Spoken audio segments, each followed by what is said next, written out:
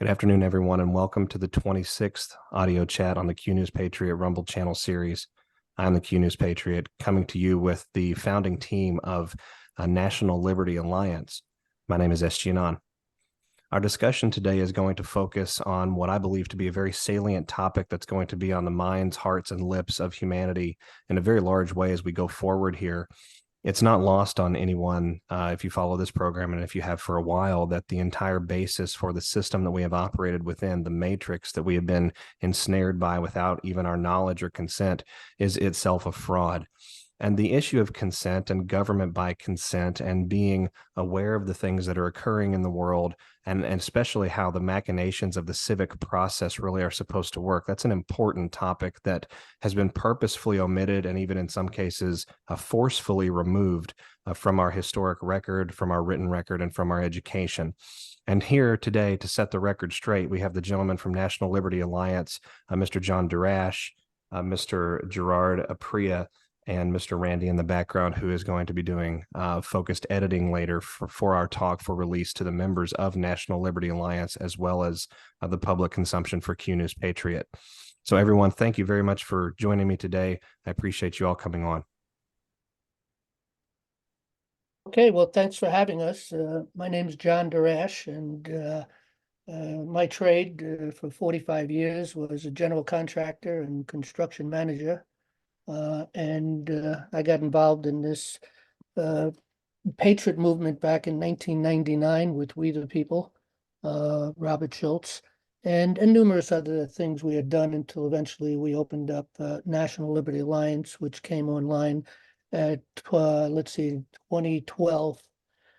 We started enter into the courts about 2013, 2014, get involved. I'm an author of two major books, Government by Consent, which you can get up on nationallibertyalliance.org, and also Court Access in the Common Law. I'm self-taught in common law and construction law and law in general, and I have a good understanding of equity. And so we put together, of course, a website for that purpose. I've also authored about 8 handbooks. The major books are 250 pages each, and they're 8.5 by 11. They're hardcover books, so they're durable. And it's the purpose, of course, is for reference, not only to learn, but to be able to refer back to these things. I also am taught law, particularly common law, but I do understand their civil law, their process, and their procedures, both on the federal and state level. So I understand how those things work from their perspective. And we usually try to kind of neutralize the civil law with common law as we come into the courts, and so on and so forth. I also teach a law course, which is available up online. It's a full law course. You learn more there than you would if you went to law school. And that course is, we only charge $125 for the course. And it's available at whenever you want. It's all been recorded live.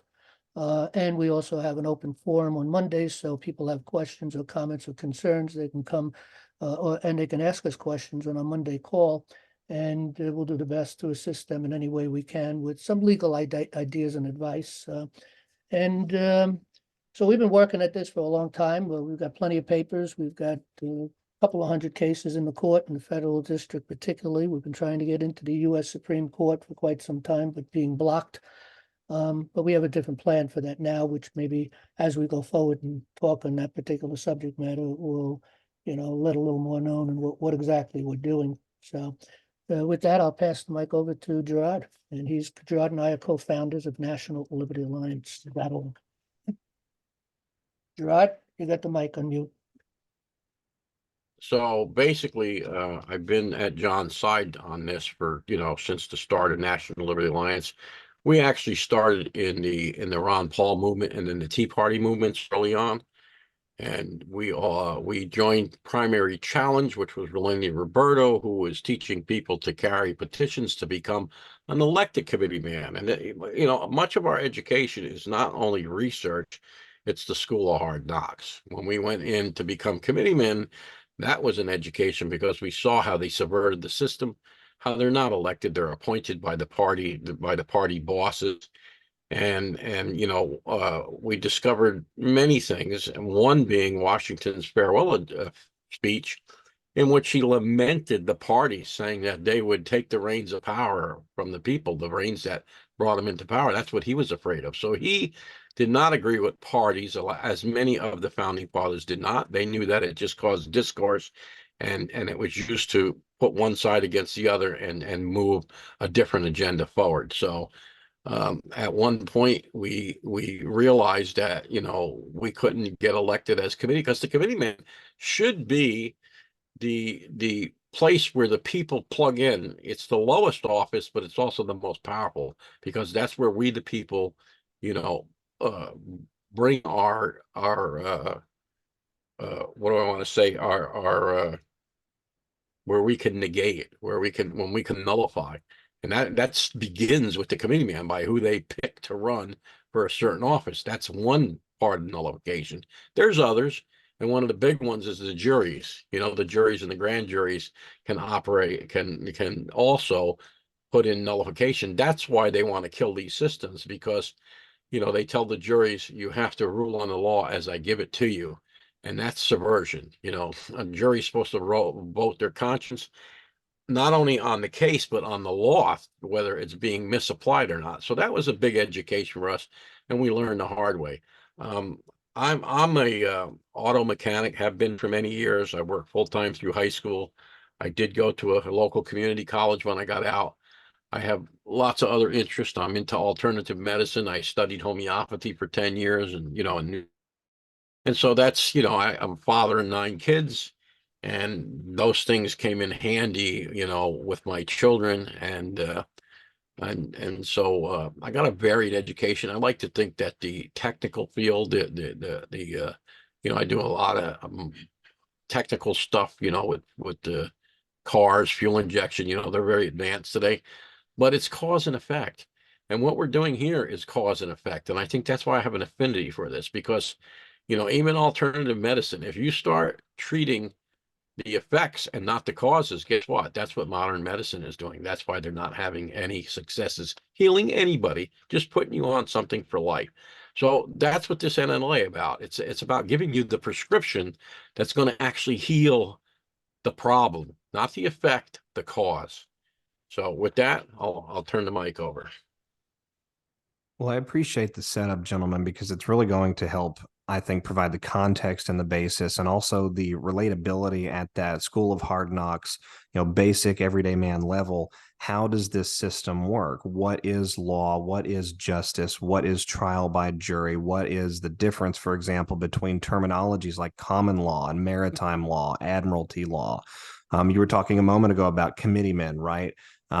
And I've heard the term committeeman associated at different points along the way in my own education with the New York legal system, but I've never heard it nearly as broad and nearly as universally applicable as when, you know, you gentlemen and I first connected off air to set up this discussion, and how it is an effective, you know, essentially community-based power structure that governs the consent of the governed, right? It acts as the extension of the will, the extension of the decision making, the overall free will of we the people, and that community focus of power, that community level of power is so critical to not only understand from an espionage warfare side, in other words, how have they infiltrated, what shadow tactics were used, but it's also important to understand the facade that was brought in to overlay, right? It's sort of like you have a wall that's maybe full of holes or something, and you come in and you lay down some grid work and you put on a very thick coat of paint, and it looks from the outside to be just about the same until the passage of time occurs, and those weak areas, those soft areas, those vulnerabilities, and those inconsistencies really sort of flesh themselves out. So with that, Mr. Darash, I want to come back to you, because I know that you all have set up a very, very extensive website. I apologize about the noise. I know you all have set up a very extensive website where people can go and they can give themselves sort of a cursory overview, a pretty layman's term understanding and education on the basis of all of this. The question that I want to ask for you first to sort of set up the rest of our discussion is to give us an idea of what occurred in the 19th century, where we saw this complete sidestepping of common constitutionalism and replaced with really what amounts to a maritime law of the seas facade that allowed the corporate structure virtually unlimited power in the judicial space. So with that, I'm going to turn it back over.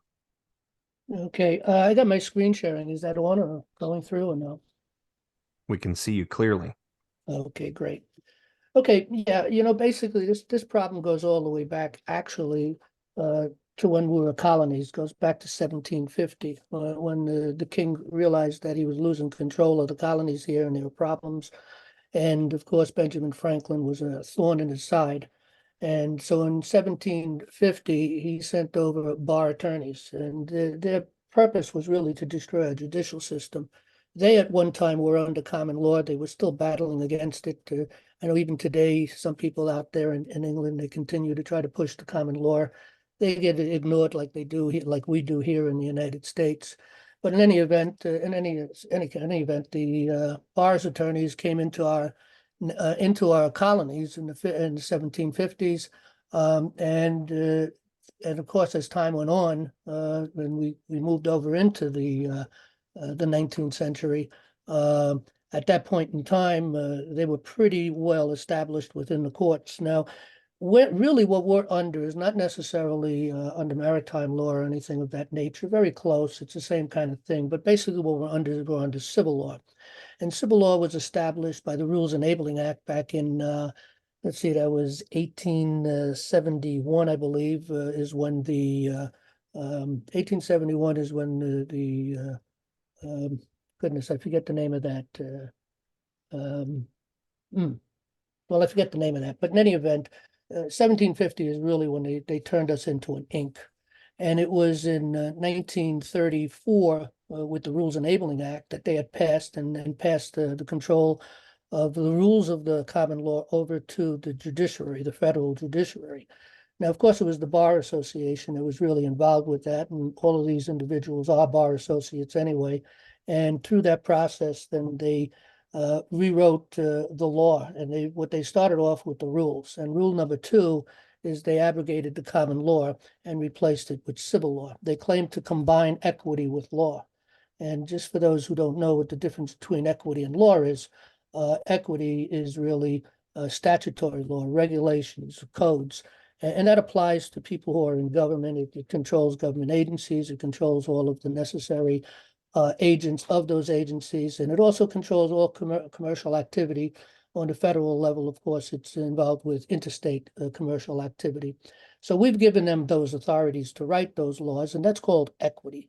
And equity is still common law in the United States because we have a foundation of law in the United States. The Constitution is a common law document. The Declaration of Independence was our first common law document. And the Declaration of Independence, that is really a covenant with God. Because when you go through it, you see that we placed ourselves under God's law. And in return, we get God's blessings. As a matter of fact, if you go even into the Constitution itself, right on as you enter into the Constitution and you read the premises coming into the Constitution, and it says, we the people of the United States, in order to form a more perfect union. And it goes on to establish justice, to ensure domestic tranquility, to provide for the common defense, to promote the general welfare, and to secure the blessings of liberty. And that is the key. And of course, we've given them their marching orders, particularly the legislators, in the Article 1. And if you get into Article 1 over into Section 8, we've given them 18 powers. And they've gone far beyond those 18 powers. And one of the problems and reasons why they've gone beyond that is because the people are not educated anymore. You know, it was Thomas Jefferson who told us, as a matter of fact, let me read his quote instead of just quoting parts of it. Let me read this quote. Thomas Jefferson said, "An enlightened citizenry is indispensable for the proper functioning of a republic. Self-government is not possible unless the citizens are educated sufficiently to enable them to exercise oversight. It is therefore imperative that the nation see to it that a suitable education be provided for all citizens. Educate and inform the whole mass of people. They are the only sure reliance for the preservation of liberty. So what we've discovered here at National Liberty Alliance is the realization that people don't understand common law to begin with. They don't understand government by consent. They don't know how to have government by consent. And a lot of people think that the only thing they could do is vote.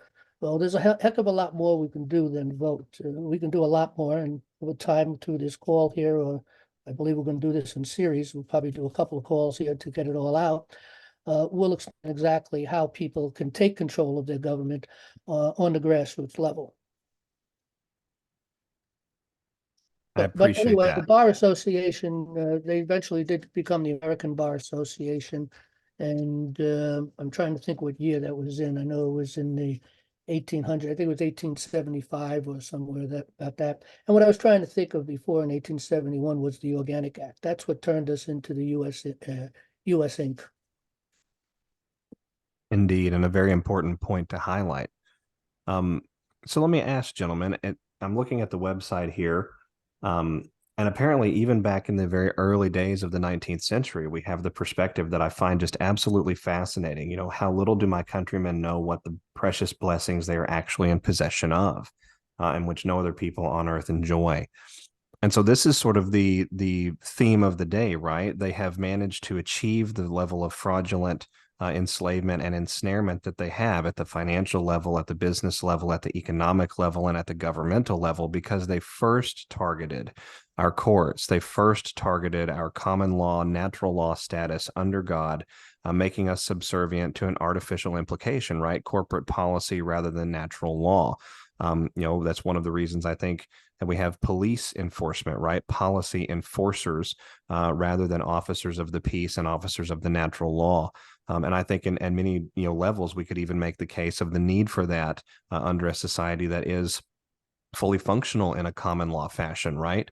But again, the judiciary process itself is our bulwark. It is our extension of the natural law of God, the natural law of constitutionalism in the world, and certainly in the United States of America versus essentially any other artificially implicated fraud. And we know that the fraud has gone on for a very long time and has been multi-level. And actually, that's one of the things I'd like to really discuss today is how they managed to accomplish that. We were talking a moment ago about the Rules Enabling Act, a very interesting document.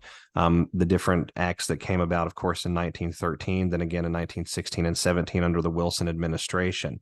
In your all's we'll say professional opinion, or best estimate, if we want to call it that, what have been a couple of these pivotal moments in history that people can go and research and educate themselves on about when this usurpation and this subversion began? Because once we talk about that, I'd like actually for us to get into what people can then do after they have educated themselves on the process that was actually used. So with that, I'm going to turn that over to either one of you gentlemen. What were the core components in the last, say, 150 years or so that put this into afterburner and allowed this widespread capture of our very judiciary?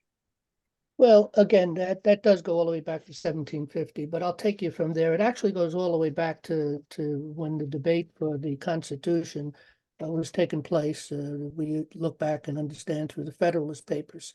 And, one of the biggest problems we had is that problem with slavery. And the enemy was already in the gate for two things. Number one, to continue the establishment of slavery, because that divides the people in this nation. That was one of the things they wanted to continue to do. They, of course, continued to subvert the law, which we'll talk a little bit more about that in a minute, but to subvert our court system, so that doesn't work. And of course, they also worked to subvert our political system. The Federalists, there's a group of people who called themselves Federalists. And Jefferson and Madison and others, they had a big problem with this because they didn't want parties, but they were establishing a party calling themselves Federalists. Matter of fact, when President Jefferson became president, in his speech, the first thing he says is that we're all Federalists and we're all Republicans. And he was trying to bring the people back together, but they were already dividing themselves. In George Washington, after he became president, and his speech when he left, his farewell speech, he spent it's probably 2/3 at least of that speech talks about the division, talks about party problems, partisan, the problems with the parties. And so already the political process became a problem on day one. So there was a group, again, they called themselves the Federalists. And by the time we came into the early, I think it was about 1790 something, I don't remember what year, but in the early 90s of 1700, at that point, the Federalists morphed into the Democratic Party. And of course, the Democratic Party, their two goals were two things, well, actually three, really. Maintain a national bank, which is destructive, number one. And of course, as I mentioned a little earlier, also bring in a division through changing us from a republic to a democracy. They've done a very good job at that. I hear everybody calling us a democracy. We're not a democracy. So that was a secondary problem or thing that they did. So destroying our courts, of course, is by changing the law. And then, of course, slavery in itself, I think I mentioned, but slavery in itself, that was the big device. Now, it was the Democrats that maintained the slavery all the way through. As a matter of fact, back in right before Lincoln became president, about a year or two before that, the Republican Party came into view. And the purpose of the Republican Party was to go up against the Democrats for the sole purpose of trying to get rid of slavery. And that's what everything was all about. And Lincoln became the first Republican president of the United States. So they divided us through parties. They divided us through slavery. And of course, they wanted to take over our money system. But as time went on, as far as justice is concerned, it's pretty difficult to try to figure out. I know there was a big movement to the West trying to get people out there to teach the common law. There were lawyers already moving through the process. There were judges out there that were heading out West. And they were also already bringing in a lot of the civil law, which was very problematic. I don't know too much of the details about that, but I know the general thing about that. Hey, John, And yes. can you take your screen share down until you're showing something so that each speaker can be shown on the board? It looks Sure. better. What do I do? Just put it down? Yeah, just on where it says screen share and it says stop, you click, it says stop share. Oh, okay. And then when you're ready to share, just hit share again. That way there, got it. it makes it nicer. Thank you. Okay. Okay, so we know that Lysander Spooner wrote an essay, and it was on the jury problem. And already at that time, he was talking about there was really no lawful juries at that point either. They were already being, destroyed, poisoned. And so at this point in time, people have no clue on what the true law is. They think they have to live under civil law. Just to step back a minute, as I mentioned before, of course, we had a problem going back to 1850 at least, and it's probably a lot further back than that. But as I mentioned earlier, the Rules Enabling Act was the key thing that really totally destroyed our judicial system. Up until that point, I think you could still get some common law in the courts if you were knowledgeable of it. They don't teach lawyers common law; they teach them civil law, and that's where they wanted to get us to. And so the law that they apply upon the people is what the people think is the law, and it's not the law. It's a wrongdoing for any individual that is an elected person or any kind of a bureaucrat to judge one of the people. The people can only be judged by the people. As a matter of fact, if you go back into common law, early on, the judges were not there. At best, they'd have a magistrate in there, and the magistrate only acted as a sort of a traffic cop to keep the court system moving along, keeping the cases going. Everybody gets a chance and just move things along. Not supposed to get involved, not supposed to set in rules, but could just maintain the court procedure and processes. And also, of course, a sheriff sometimes would sit in on that, or a coroner. So those were the three individuals that would actually be sitting in a court of record, court of the people. It's the people's court.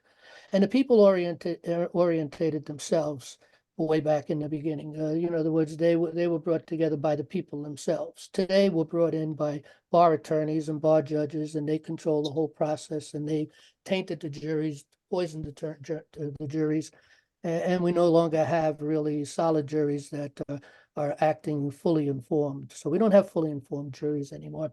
Yeah. Occasionally, you have someone that does get into the system, but they do threaten them. They do all kinds of things, telling them to, not to poison the other people, don't bring in the common law. We've been in numerous courts, and we have a lot of problems trying to bring the common law into the court system and to override this civil law process. But anyway, people think that a judge makes the decision. They make no decision at all. And as long as we continue with that process, then we're going to continue to be beaten up. I'd like to give you a case in point, and it's really a serious problem we have in the courts. In a common law court, intent is the whole thing. If you were to kill somebody for whatever reason it may be, if they can't prove intent, okay, then they don't have a case. I mean, people sometimes end up killing somebody, they didn't mean it, there was no intent in it. And I'll give you one example. There was a woman who was stopped at, I guess, a business area to do some business, and she had a young infant in the car, or a young child in the car. And when she went in to take care of business, she got involved with numerous things and forgot that she had the baby in the car. And when she came back, the baby had died. Now, they arrested that woman. They tried that woman. I don't remember how many years they gave her, but there was no intent in that. First of all, she's already suffered enough. She didn't have no intentions of killing a child. But that's how serious the problem is in our courts. To be innocent without, until proven guilty, that doesn't even exist in America no more. People may think it does until you get into the courts. You find out they don't. Just watch what they're doing to Trump. They could do it to him. They can do it to us. And they've been doing it to us for a long, long time. You can argue that you want a due process, which is to be heard in a court of record by a jury of your peers to make the decision. And 9 times out of 10, you're not going to get it. And they'll do everything they can to spoil that jury, to prevent that jury from bringing forth a just decision. Now, the main thing in a common law court is that the jury gets to decide everything. They get to decide. First of all, it starts with the grand jury. The government, if they're bringing a charge against someone, they have to beg the people for an indictment. And the people either agree with that indictment and pass it forward, or they deny it, one or the other. And so that's the decision of the people, okay? Also, it's up to the people that maybe they can negotiate certain things and not even have to go into the courts. But laying that aside, once they get into the courts, today you'll have a lot of people, you'll see this in the January 6th problem, where a lot of people, they're threatened. Look, you're going to get 30 years, you're going to get 40 years, plead guilty and we'll be good, we'll give you 5 years. And so a lot of people are pleading that way. And that's a major problem because they don't have the power or the authority under the law, which is in our Constitution, with law and equity. And law means common law. It means nothing more. It doesn't mean civil law. Civil law is Babylonian law that goes all the way back to Babylon. It's the law of the city. It's also referred to as municipality law. It's a law to control the people. But the people really is supposed to be getting the decision. Now, people have no clue of this. For instance, okay, when you go into the jury, before a jury and the case gets taken, if the individual decides to plead guilty, that's when they do it. They could plead guilty before, but they still have to come into the jury. They still have to go through the trial for the sole purpose to see what happens, and then for the jury to make a decision. If the jury is going to make a deal, that's between the people and the individual that's being charged with something. But it certainly is not the government's job to get involved in that, because the government, first of all, they don't even consider mercy. And of course, we see that the more power they get, the more they abuse us. So all of this is a problem. It has got to go back to the people.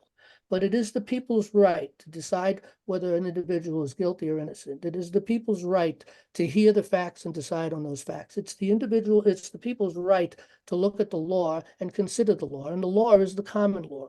Now, there are times when equity might play a role if it was a criminal action on a commercial activity and that individual is acting, or for government agents, let's say, whatever the case may be. And so they have to act on the rules that they came in to agree with, which would be, whether it was statutes or regulations, whatever code might apply. And if they break the law, Now, at that point, if they break those codes, then they could be tried in an equity court. That's where a judge comes into play. Okay, but once it turns criminal, then they have to move over to a court of law. But as they move over into a court of law, so does the equity that they were under. So those can be applied, and the people can decide to apply it or not. That's where jury nullification comes in. But as far as the individuals who are outside of commercial activity, outside of agencies, these individuals, let's say someone goes into court and the jury's going to hear the case. Okay, well, the law is the common law, and the common law is really easy because it's common sense. It's just the building and the construction of what's called maxims. And there are thousands and thousands of maxims out there. You know, you can look in and see how people looked at different things that could be applied on cases, but maxims are created as you go along. You know, a maxim, for instance, a simple, clear one absolutely is water does not go uphill. That's a fact. You can't deny, you can't argue that. And that's what a maxim is basically, you know, a truth that cannot be denied.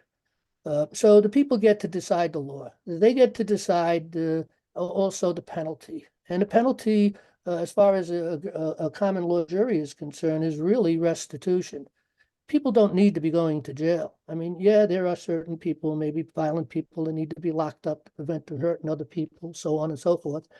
But the bottom line is that it's all about restitution. It's about restoring the individual. And really, it offers a restitution and a restoration, not only of the individual that was injured, but also of the person who did that injury, who injured that person.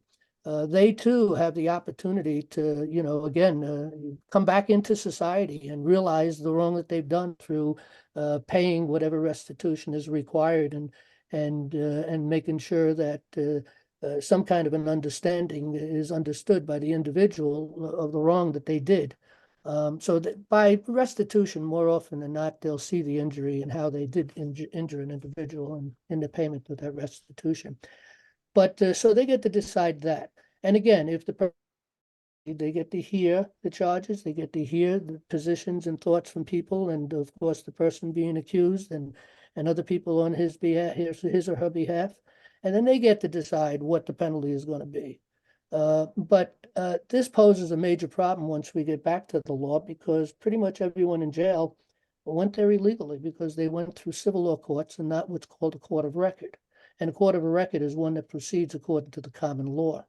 Now, Justice, goodness, what's that justice's name? How do you say it? Gorchis? No, Gorchis. How do you say? Gordon. Yeah. Well, you know, he just put out a judicial notice, which we just looked at just on this past Monday. I found it last week, and this is a recent case that he responded to, and he laid out the fact that all these court cases that have been operating and taking people's cars, taking people's money, taking their children, so on and so forth, have all been illegal because they're not courts of record. And he mentions the fact that it's a court of record that proceeds under the common law.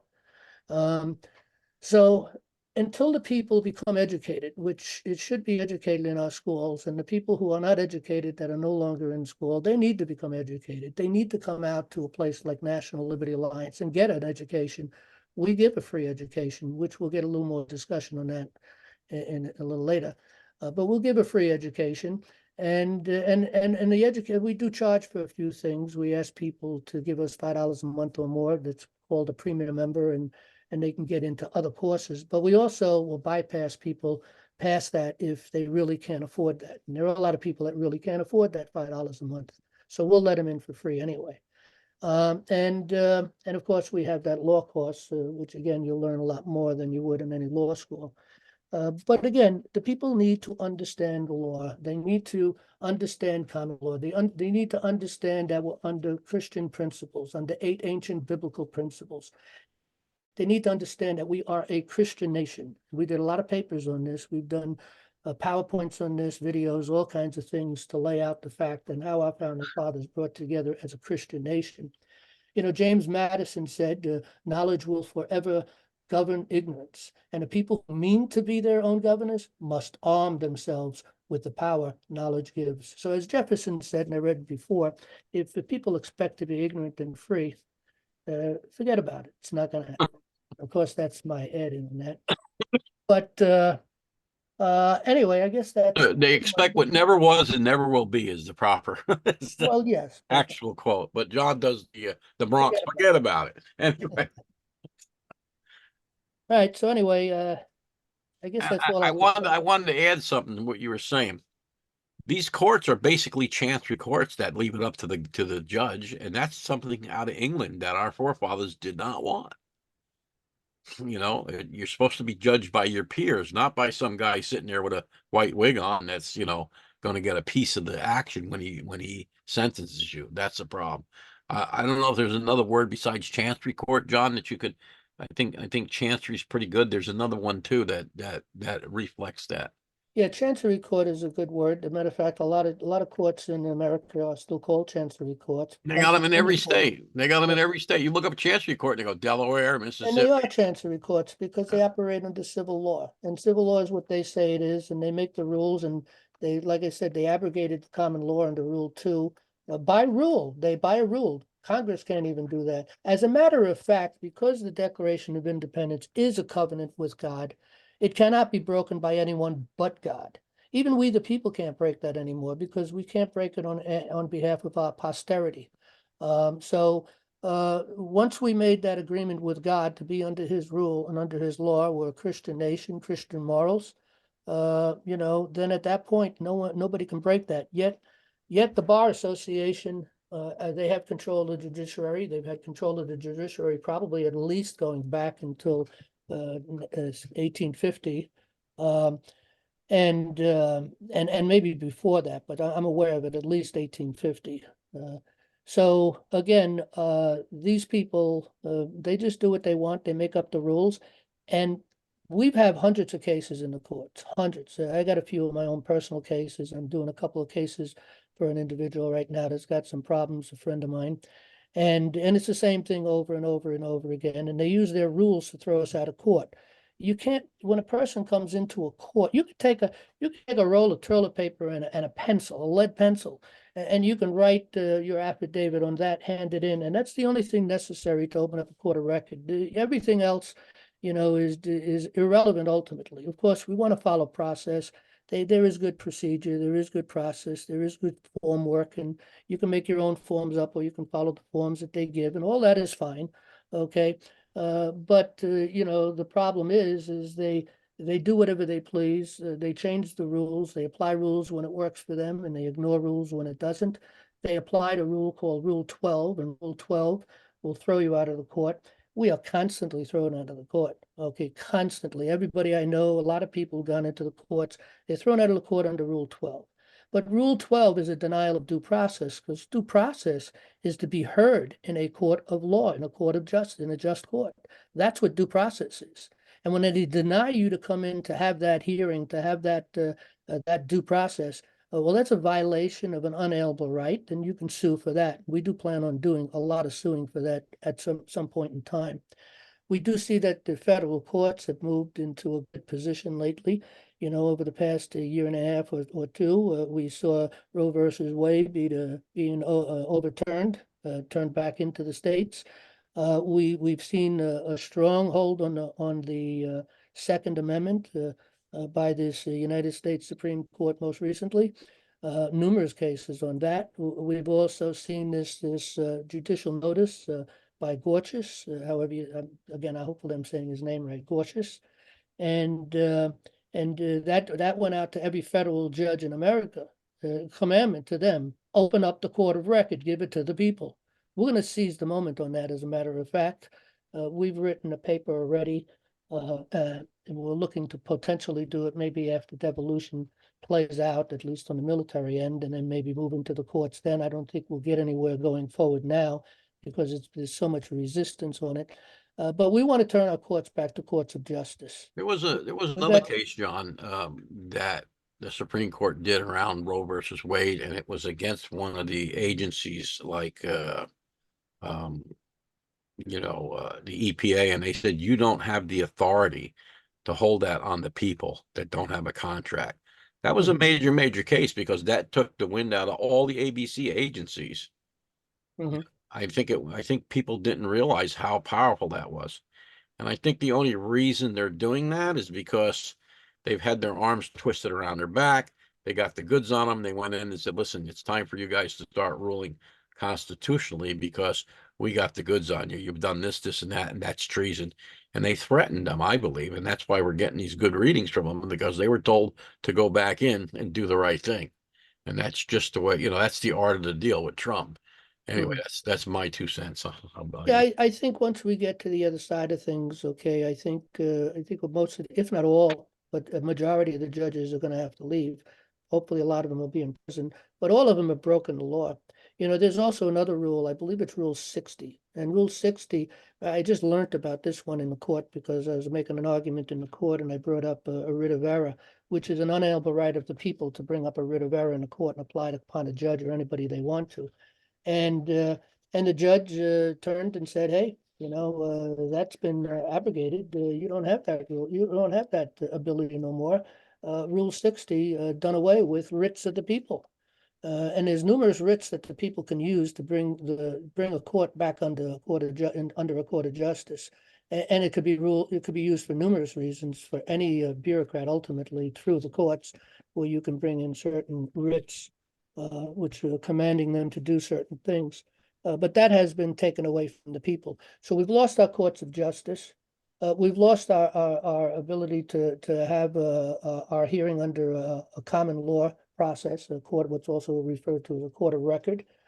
They've taken away all of our rights. Ultimately, the Constitution does not mean anything in these federal courts anymore. Occasionally, I guess some get through, but generally speaking, it's been my experience with many hundreds of cases in the courts that this doesn't happen anymore. They ignore the Constitution. They change the rules as they want to move along, and it's really a total disaster. They've robbed the people of their courts. And, a nation will be only as just as its courts are. And that's why, our nation, as far as the people running our nation and dealing with other governments, they're destructive. And, the New World Order, of course, is using our nation as a tool, and the CIA and all that stuff, and causing wars and havocs and trying to bring people under subjection to them. But that's where we're at. We have a major, major problem with this. But as far as if we have courts of justice, well, guess what? If we have courts of justice, the only way we can have a court of justice if the people get educated, understand it, and get involved and respond to being a jury member when called upon, and also being active in their community, coming together maybe once a month to discuss problems and fix the problems, to discuss issues and fix the issues, to bring boards back under the control of the people, to bring your representatives back under the control of the people. This is the people's right. This is the people's job. And this is what's called government by consent. And people are not exercising it because we're not taught that. They robbed us of our education. They've destroyed the whole judicial process by changing us into a civil law process, which is nothing less than Babylonian law. That's where we're at. And Heck, until the John. people learn this, we're not going to be able to do anything. And that's what we're working to do. We're going to bring the courts back under, I'm confident of that, under the law again. We're going to take control of the federal courts. That'll funnel right down into the state courts, because we can get orders from the federal courts for them to cease and desist on all unlawful activities, or command them to open that court of record and let these people be heard, which is a right, an unalienable right to be heard in a court of law. So we can fix that part and we can also fix the political process, which we'll discuss more details maybe later. But the political process, we don't want politicians. Okay, we want statesmen. We don't want people discussing political, arguments, getting involved in political arguments and trying to, make laws that control this one or that one or whatever the case may be. We don't need that. We've already given them the marching orders, and they're not listening because the people don't know, and they don't. If the people don't know, they can't see that they're breaking the law, and they can't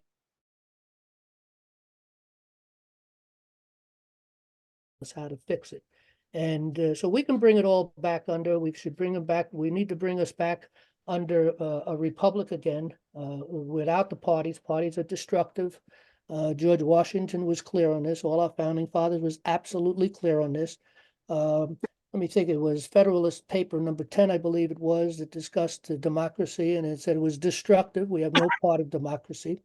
Just because we elect our representatives by, ultimately whoever gets the best vote, the most votes, has nothing to do with being a democracy. That's just common sense. That's how you get someone to represent your election district, what the people want to be done as far as getting good people in there. We want statesmen.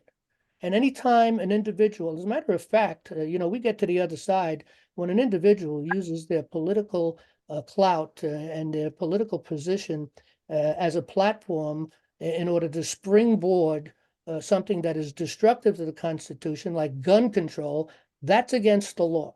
Right? And that there is something that we can not only remove, it actually is a violation of the Constitution. So you can't go and teach or use your authority in order to change law. And that's what they've done. But the people don't know. Because they think if they get enough votes, it's okay. They think it only matters on how many votes you can get, which it absolutely is not. And I wanted to just say that one of the first cases that we brought in New York, the chief judge of New York told us, and that's Gail Prudente, she said, the common law has been abrogated in New York. We're like, really? Well, if you read Jefferson, he says that the Declaration of Independence, the Constitution and Declaration of Independence are common law documents, and that if you don't understand common law, you can't understand those documents. So what's she telling us, that those documents have been abrogated too? I mean, it looks like it with the way they act. I found out later that she was educated in Switzerland, then came over here, became a judge. So that's what you get. They don't understand what it is to be an American. And there's a violation, of course, of just, Amendment 7, which again means nothing to these people. But, I'll read it. It says, in suits at common law where the value in controversy shall exceed $20, the right of a trial by jury shall be preserved.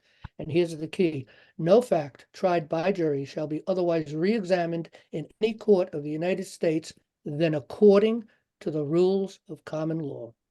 Okay, so right there, it lays out the fact that it's a common law. And yes, our founding documents cannot be understood without understanding the common law. And we do teach a course on that. We have an introductory course, and we have a course called Government by Consent course. And we have a court access course. We have numerous other courses. We have a civics course, and various other courses, which I guess we'll discuss a little more later. Back to you, SG. Well, quite frankly, I appreciate the thoroughness of the overview and the discussion, because it really encapsulates the meat of the talk today, which is about understanding how a system, right, an intangible system that relies upon intentionality, relies upon qualification, and really is a merging of certain principles between this life, right, this see it, hear it, smell it, taste it, touch it, physical reality, and the intangible reality of God's law, and that there is a higher dimension to life, that there is a higher component of the human being that must be governed in a higher way. And really, I think this is the essence of what gave rise to the idea of the Republic of the United States of America, of this constitutional common law land. And that understanding, of course, being eroded, obfuscated out of the history books, rewritten, restructured, changed, omitted, etc. And really, that's sort of the overall understanding, I think, is that this intangible has been usurped and put in place with what you described as civil law a moment ago, a different attitude, a different perception, and ultimately a different application and execution of that particular disposition, right? A different application of understanding law. And really, if we look at this concept, law itself has been weaponized over the past 500 plus years, really since the days of Oliver Cromwell, in a very, very big way in the Western world, to usurp principles that were espoused in the Magna Carta, that were later espoused and written down in the original U.S. Constitution, right? Because it is through the control of law that one can control the machinations of all of society. And so actually, that's what I'd like to get into next. And it may end up being our closing question here, is when people look at the system and they start to appreciate that there is a true dual reality at play, that the court systems that exist in their municipalities and localities and communities are themselves commercial agents of a very widespread and very expansive, really worldwide in the Western world, a fraudulent, system basis. how do they then move into an action that is meaningful, right? How do they move, after we've gotten the education component, we've begun to understand how things are actually at play. What are the things at the community level that people could do and should be doing to reverse this process and to transition us really ultimately back to constitutional and common law of the land? Well, and again, we've got lots of handbooks that describe exactly, in detail what people need to do on a grassroots level in order to bring back control of their elected officials, bring back control of the courts. I mean, there's a lot of work that National Liberty Alliance has to do to prep that and prepare that. And we've already started to work. We've been in the courts since well, we've really been intensifying in the courts, in the federal courts, I think in 2015 or early 16, one or the other. And that's when we started to file a lot of cases in the federal courts. We filed a couple of hundred cases since then in the federal courts. And and the purpose that we really did it, we were trying to help people. Mostly we were dealing with habeas corpuses, we were dealing with non-judicial foreclosures, particularly, and a couple other things, but basically we were focusing in on that, trying to help people get their homes back or be prevented from taking their homes or to get out of jail. But what we found is that every court acts the same way. They break the same law in the same way, and it doesn't matter whether you're in a federal court out in California, whether you're in New York, Texas, New Jersey, Montana. It doesn't matter where you're at. Okay, it's the same thing. And so what that has done for us is that it just has brought up a lot of proof of a conspiracy to begin with, and they do this in the same fashion over and over again. And so our papers really that'll be going into the court will be really at a point where we're going up against the federal judiciary. So it'll be sort of an indictment, if you might want to call that, on the federal judiciary. It's actually RICO, but Yeah, well, that's what they're involved with. But I'd like to, I know we're coming close to the close down, so I'd like to just bring a few other things here and make mention of. First of all, on the website, which I don't know if I'm still sharing, and I'm still no, sharing. you gotta share. You're not sharing right now. Okay, let me click on the share button here Yeah. and tell me if I'm sharing again.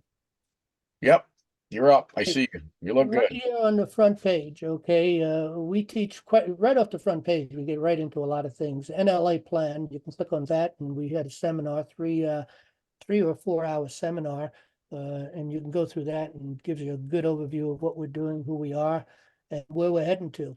But you also can join our court access. But here's one of the key things I wanted to bring up. America is a common law republic. Our heritage is in the law, and our inheritance is liberty. If we do not know the law, you cannot know or defend liberty. So if a people expect to be ignorant and free, they're expecting what never was and never will be, as Jefferson said. So that's what we need to be doing. And, the mission and the purpose of National Liberty Alliance is to provide an online national venue where the people can organize, communicate, and learn the science of government. That is the key. The science of government by consent. Only the people can save our republic. Our heritage is in the law. Our inheritance is liberty, as I mentioned. We run an open forum every Monday from 9 p.m. to 11 p.m. Eastern time. And people can come in and ask any questions, offer any corrections, bring in ideas. We try to get as many people to try to get involved as possible. We're trying to really push most people, of course, to get involved on the grassroots level. We teach them how to build committees of safety, how to take the political process back, how to go after all of these boards, whether the education board in your neighborhood or whether it is a town board, how to seize control of them in one meeting. You can go in and take total control of the board, kick them out, bring the sheriff in with you. They're done. You fill the seats. You take power till the next election. We can teach people how to do that. This is government by consent. This is our government. We have government by consent, but the people are not executing it. So we have open forums. You can come to open forums. If you go under education tab, you'll find a lot of things. And of course, this is nationallibertyalliance.org. We have Bible studies. So if you're interested in Bible studies, we've got lots of Bible studies out here. We got live Bible studies going. Hopefully most people are interested in the Bible because we are a Christian nation. But we have a court access course, as I mentioned. It's a very, very powerful course. We have other courses. We have a foundational study. We have a constitutional course, which is an introduction to the Constitution. We call it Constitutional Course 101. We have a free civics course, we have a government by consent course, we have a militia course, and we have a jury administrator's accredited course, which we'll maybe discuss at another time because that is a lot of information on that. So we got lots of things on the educational side. John, I On want to plug your two books here before you forget. Look at the government by consent book on the right-hand side. Very good book. We have a program, and the court access and the common law. Go back. Oh, you're showing the what do you call it? this The is government by index. consent, right? Right, that was the index. But what I was going to say is, I wanted to tell, we have a program to get one of these into every sheriff's office in the United States, all 3,150. And I think we got every sheriff's office in New York State has a copy of that book, where the people of their county and different people have bought the book and put it in there for them, because it's a great source and resource that explains their power and authority. Now, the other book, which I think everybody should own, these things should be school curriculum, court access and the common law. You should be able to run your case through court in a common law way with that book. And here John's showing you the chapters, anatomy of a court case. I mean, lawyers don't get this kind of education, don't understand law this well when they get out of law school. The two courts, the equity and the law, most people don't even know that. Jurisdiction and sovereignty, just pack full. People need to get these books. We need to put these books in our curriculum. I mean, we got a lot to do, but John made these books out of our over 15-year journey, and this is like the culmination of all that, of what we've learned, and how to do it. Basically, I yield. All right, and the key thing here is taking our Remarkable. government back. And taking our government back, there are two power structures, political and judicial. So we have to learn all about them and how things work, or how it should be working. And then we need to learn how to take control of that. If we take control of the political process, which is the unalienable right of the people in order to have government by consent, same thing with the judicial process, the unalienable right of the people to have government by consent and to take care of their own business, and to decide whether whether we're going to give them an indictment or not, and what kind of a punishment on an individual if we find them guilty of something. And again, we get back to restitution. But we have a lot here. We have education. We teach people how to committees of safety, how to take control of all these things. Listen, I think we should give SG a chance to ask a question, even if it just leads us into the next one of where he wants to go. I mean, we've been kind of preaching at him, which is what we have to do to lay it out. But I'm wondering if he has any specific questions for us before we go. Gentlemen, I think my specific question would be the question out there that's probably on the tip of everyone's mind with the audience is, what are the core components of, because there's so much material on the website, and I want to sort of break it down and give people a roadmap that they can hop onto that website and they know, I need to go to this tab first, and I need to go to this tab. How would you gentlemen recommend people seek out the core components of your education? In other words, in what order would you sort of recommend the layman working man to hop on there and begin to gain the knowledge that allows us to take our republic back? All right, well, we set up two tabs that with breadcrumb trails on it. Education starts here. If you click on that, just click on that page right there, and you start from here and move on. And I don't think you're sharing anymore, John. I'm not? No. Let me see if I can share again. Because when SG talks, you go off. So if you share, Let me know when I'm sharing. You're sharing. Go ahead. Okay, two tabs you want to focus in on. One is education starts here, and the other one is start a committee of safety. I mean, there's other information. We have tremendous amounts of information, just tremendous. We have a sheriff's plan. We're doing join our campaign for constitutional sheriffs by buying your sheriff a book, because you need to educate your sheriff, because they're uneducated. They have now no backbone at all. And in order to get a backbone, they need an education, and they need support from their fellow sheriffs next door. You get 2 or 3, 4 sheriffs working together, and they can beat up any federal agent that comes into their county. And they need their constituents to stand up, because Well, they are a absolutely. political animal. And that's where the committees of safety come from. But anyway, education, I would tell people to start with education and at the same time start with the committee of safety. But the education is the key, because really you really need a good education in order to really take control of your government. And you do that on the grassroots level.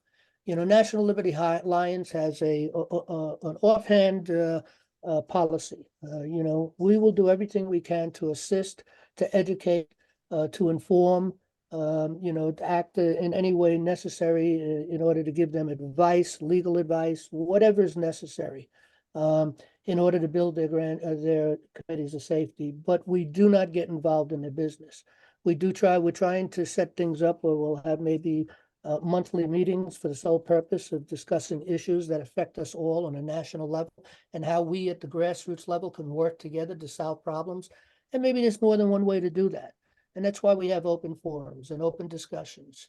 And so, again, our open forum is there for people to come and ask any questions. We'll give them assistance. We have a directory with a lot of people involved on our directory. We have people who started the committees of safety.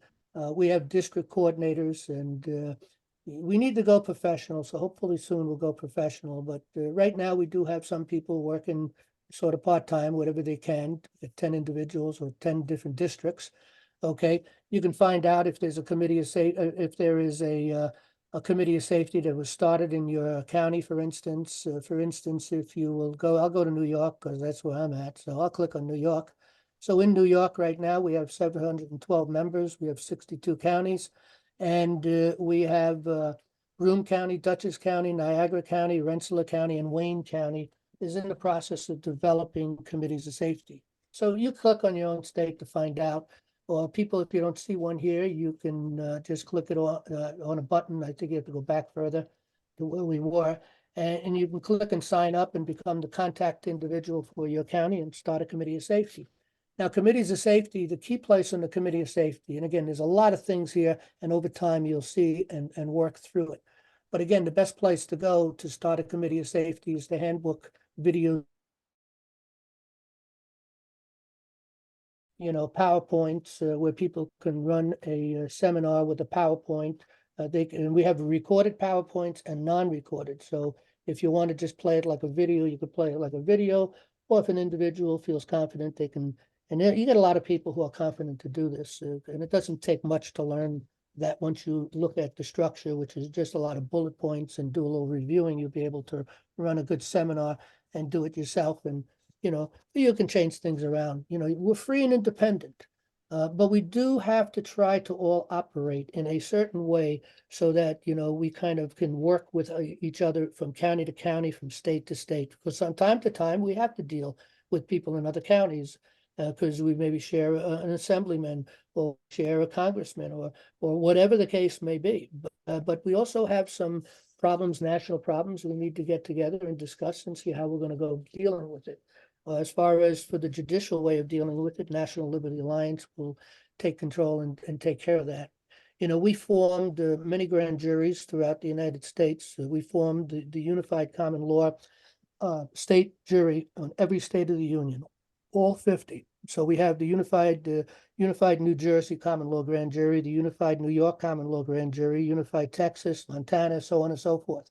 And once we did that, we then came together and formed the Unified United States Common Law Grand Jury. And that was the purpose why we did that. And the purpose of the United States, the Unified United States Common Law Grand Jury, is to deal with enemies, both foreign and domestic. And that's what we're doing.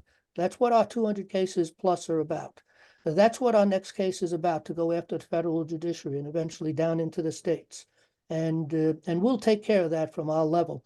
But we created this process. We visited every county in the union, not necessarily, you know, one county at a time. We might have done 2, 3 counties, maybe even 4 counties at a time. We find a central location, had people come together to organize this whole thing and to draw in enough people that will volunteer to do this.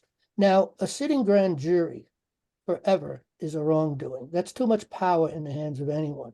And we realize that. But but juries will come together and sit for a long time on a particular issue. And we have a particular issue, which again is subversion against the United States of America.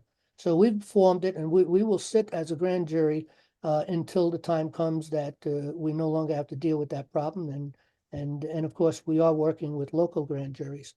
Now, our grand jury ultimately is made up of over 11,000 members. We have over 11,000 members at this point. We're hoping to hit critical mass soon, but we have over 11,000 members. And so whenever we have a situation where we're looking for an indictment, and we've got quite a few indictments out there, we'd put the word out to our members, and the people would come, whoever wants, and we'd look at the case, hear the case, and make a decision and go forward on an indictment if necessary. In all cases so far, it has been necessary because it's overwhelming, the destruction that these people are doing, and we have to do something to fix it. So anyway, but what we are doing is building jury administrators in every county, not grand juries, not trial jury administrators. And those people, it's a full-time job. We want to take that power away from the Bar Association, away from judge, and we want to fully inform the jury. And so that's what one of the plans we have going. It's a major thing that needs to be done. And it'll be done with 5 people. There'll be 4 administrators and 1 paralegal who is also an administrator. And we'll train them on the process and procedures and what they need to do, orientation of the jury, in order to have a fully informed jury. I'm in the process of writing a handbook for that purpose, for that particular job. It's a paid position. It's a full-time position. So again, anybody that wants it, we're looking for quite a few people. But going back to instructions as far as the most important things to do, okay, we have, for instance, the committeeman handbook. We have an organizing handbook. This is the Committee of Safety organizing handbook. And the Committee of Safety committeeman handbook, that also is involved with the organizing the handbook. So the first one people want to look at is click on that. Now, this handbook, it's a downloadable. It's a PDF file, 66 pages, but it's also available in a handbook that you can purchase on Amazon if you wanted. I don't remember what the price is, $5 or $6 or something. And then you can put it in your shirt pocket, but you don't have to buy it if you want to just download it. All handbooks that I've written are free of charge in PDF right here on this page that we're looking at. And but again, I do make it available in handbooks so that you can stick them in your pocket. So these are the handbooks that I've written here that are on Amazon. There's a couple others that I haven't gotten up on Amazon yet, but this is 6, 7 handbooks that I've gotten up on Amazon. I think I got 8 handbooks or whatever it is back on our page that we're on here. We show people how to create a charter. We show people how to organize the committeeman process, to take the political process away from the political parties and bring it back to the people without division, without politics, electing not politicians, but electing statesmen. We have a Committee of Safety organizing handbook, Committee of Safety resolutions, Committee of Safety vow. We have a common law handbook. We have elected officials handbook. I've written grand jury handbook. The grand jury handbook is pretty much how we would orientate the grand jury. And I will create a PDF, not a PDF, a PowerPoint for this, so that in an 8-hour period, we can instruct and inform that jury. We do it by PowerPoint over the course of an 8-hour period, which is the day of really just orientation. And give them a copy of this handbook, because this is what will free the people. This is what will make us free and independent. We not only have a grand jury handbook, we also have a petit jury handbook. And this would be the handbook, of course, that we give to the petit jury. And we would orientate them with the knowledge and the information that they need to know for that. And of course, they'll be given the information to get a further and a higher education. We even go into a much higher education than common law. We get into the great works, the great books. So it goes farther than that. You could spend a lifetime on our website probably and still never get through everything. I'm convinced of that. That's how much information and education that we do have up on our website. We have a lot of things. And we have to change the election process in the sense of how people really take control and participate with the election process more than what government controls. The elections, when we run through elections, each election district used to be, many years ago, each election district counted their own votes in public. That's the way it is. That's the way it's supposed to be. Now they count it on the county level. All of the elections are done electronically, and it's all shifted up to the county. and then the county brings it together and they bring all these people in and they try to work through the counting of the votes. I mean, too many problems have taken place because of that problem. Too much cheating. It's too easy to cheat. These votes need to be counted on the grassroots level, right within the election districts. You know, I have 149 election districts within my county. Each one of those election districts need to count the votes, lay it out, certify it, and send it up to be counted, and it should be done in open. We have a lot of plans on how we can open the door to that, so it's done where people can see it, they can visualize it, they can watch the vote, they can see how many votes came in through their election district. Copy of the certification, they go up to our website, look it up, and see that it's been recorded properly. And this is the way we need to take this nation back. If the people expect to be ignorant and free, forget about it. I guess that's all I got to say at the moment. I think we're running late here, so back to you, SG. Well, gentlemen, indeed, we are at time for our discussion today, but I want to sincerely thank all of you that have come on and watched the show, and also my guests for coming on and giving what amounts to, I think, a world-class summary of the concepts of common law, how fraud can be accomplished right in the legal space, and what we the people are capable of doing to sort of reverse all of that and maximize our constitutional rights under God. We are living beings. We are living men and living women. We do have unalienable rights that I think our founding fathers and that generation understood in certainly a much more palatable, a much more physical, real world way, sort of having become a philosophical discussion or a contextual construct over these last 150 to 200 years. And as you gentlemen have very eloquently and I think thoroughly laid out, that is entirely by design. So reclaiming that space, understanding who we are before the law, who we are under God, how do these concepts merge? How does the protection and the preservation of liberty at the community level, how do we exact that? How do we move into that at the county level, the municipality level, and retake these structures, right? And eventually repurpose or reimagine them in the way that a constitutional republic, I think, demands. Gentlemen, thank you very much for coming. It's been an honor having you here. Everyone, this is SG Anon. I'll be back with each of you again soon on the Q News Patriot. Thanks. Bye-bye. Thank you.